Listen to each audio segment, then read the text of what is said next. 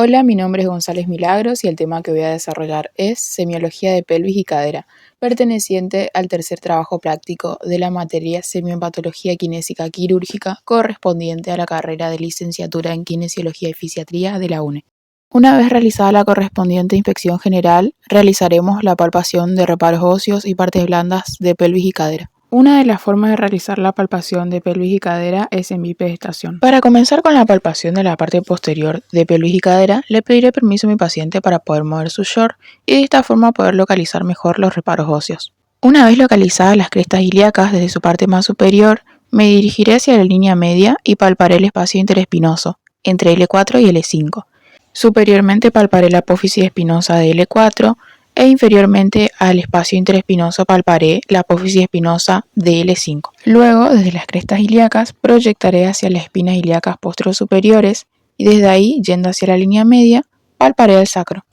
Desde las crestas, proyectaré hacia el trocánter mayor y le pediré permiso a mi paciente para palparlo por debajo de la ropa. De la misma forma, palparé el trocánter mayor del otro lado. Palparé la temperatura de la piel, la humedad, la turgencia y luego continuaré palpando las masas musculares, del cuadrado lumbar como así también de los paravertebrales lumbares, en busca de descontracturas, cualquier tipo de anomalía muscular como así también algún dolor provocado. Para comenzar con la palpación de la parte anterior de pelvis y cadera, comencé palpando las crestas ilíacas en todo su contorno. Desde ahí me dirigí para palpar las espinas ilíacas anterosuperiores. Apliqué ligeras presiones en las espinas ilíacas anterosuperiores, como así también en todo el contorno de las crestas ilíacas, y mi paciente no refirió dolor. Tomando como referencia las espinas ilíacas anterosuperiores de mi paciente, con mis dedos pulgares proyecté hacia el pubis y fui palpando y aplicando ligeras presiones en busca de dolor. Tomando como referencia las espinas ilíacas anterosuperiores, proyecté mi mano hacia el trocánter mayor. Para asegurarme que estaba palpando correctamente el trocánter mayor, le pedí permiso a mi paciente y lo palpé por debajo de la ropa. Además, palpé la temperatura de la piel, la humedad, la turgencia, fui aplicando ligeras presiones en los músculos abdominales en busca de anomalías musculares, como así también contusiones, abultamientos. Con mi paciente en decúbito lateral localicé las crestas ilíacas, desde ahí me dirigí hacia las espinas ilíacas posterosuperiores, teniendo como referencia las espinas ilíacas posterosuperiores y las crestas, me dirigí hacia el trocánter mayor. Una vez localizado el trocánter mayor, lo palpé aplicando ligeras presiones.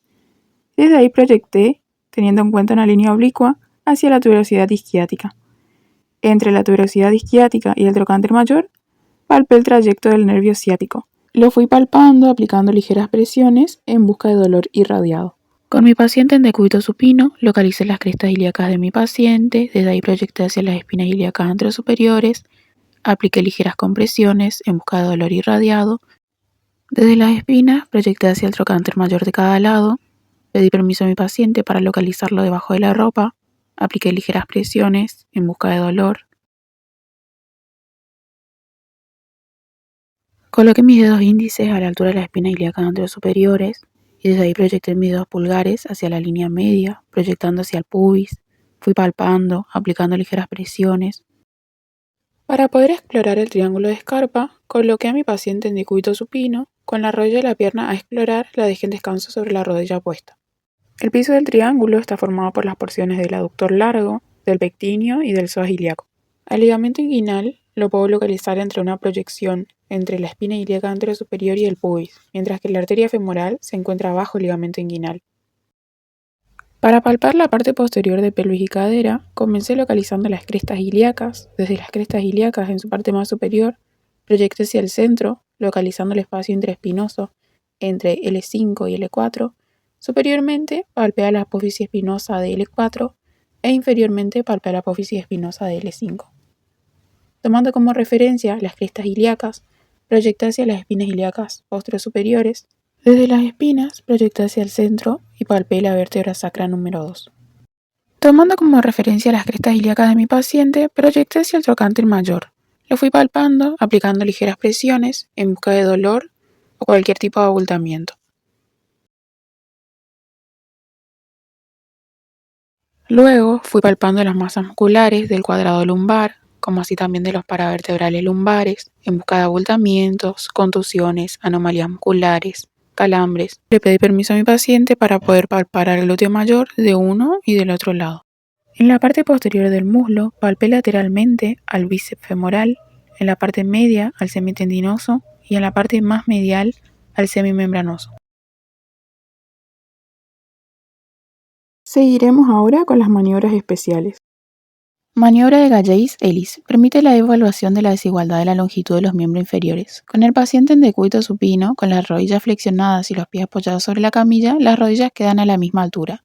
Si una rodilla queda más alta que la otra, significa que la tibia es más larga. Si una rodilla queda en una posición más adelantada que la otra, indica que el fémur es más largo. En este caso, la rodilla del lado derecho de mi paciente asciende un poco más que la rodilla del lado izquierdo. Es por eso que la tibia del lado derecho es un poco más larga.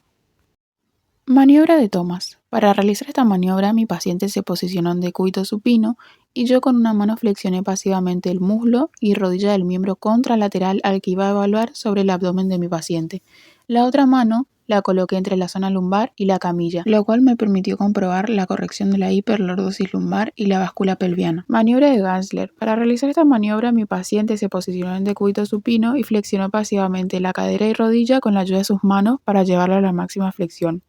Luego, hiperextendí la cadera opuesta por fuera de la camilla, movilizando de esta forma la articulación sacroiliaca del miembro flexionado, la que si causa dolor puede ser portadora de alguna afección inflamatoria, degenerativa o traumática.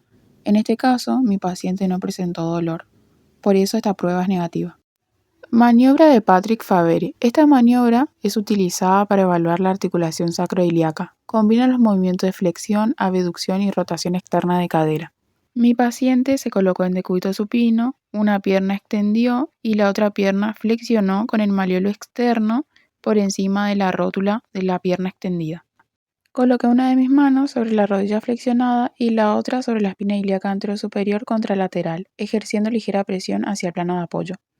En el caso de que mi paciente presentara dolor en el muslo o en la zona crural, indicaría patología articular o periarticular de la cadera.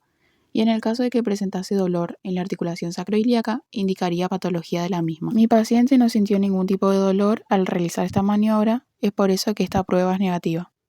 Maniobra de Weber-Barstow. Esta maniobra se realiza con la finalidad de buscar una dismetría de los miembros inferiores por un estado de contractura o hipertonía muscular del psoas ilíaco. Para realizar esta maniobra, mi paciente se posicionó en decúbito supino, con las caderas y rodillas flexionadas y los pies apoyados sobre la camilla. Tomé sus pies con mis 2 pulgares dirigidos hacia sus malleolos mediales y le pedí que levante la pelvis, y luego que descienda lentamente la pelvis hasta contactar nuevamente con la camilla. Después extendí la rodilla y comparé la posición de los malleolos. Esta prueba es negativa debido a que los malleolos no se encuentran en distintos niveles. Prueba del piriforme. Para realizar esta prueba, posicioné a mi paciente en decúbito prono. Con las rodillas flexionadas, dejé caer los miembros en rotación interna.